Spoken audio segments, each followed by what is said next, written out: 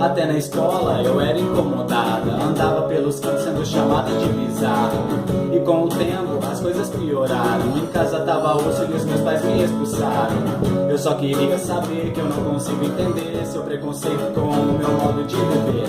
Na faculdade ou até na rua, parece que eu saí de casa completamente nua. Mas eu não sou uma aberração, eu sou Maria, eu sou João. Eu sou criança que lá atrás Sofreu com bicho papão, mas eu não sou uma aberração. Eu sou Maria, eu sou João. Eu sou humano que tomada por falta de compaixão.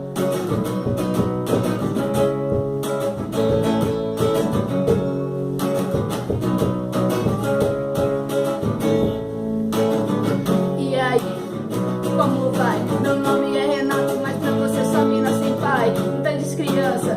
Eu aprendi meninos futebol e meninas assistir. E no banheiro, nem vou falar. Se liga, sapatão, feminino é seu lugar. Lá no trabalho, sempre um saco. Bom dia, Jaqueline, já falei, é Renato. E a multidão me vê como um perigo pros seus filhos, mas não olho pro seu próprio umbigo. Mas eu não sou uma aberração, eu sou Maria, eu sou João. Eu sou criança que lá atrás sofreu com bicho papão. Mas eu não sou uma aberração, eu sou Maria, eu sou João. Eu sou humano que tomada por Falta de compaixão.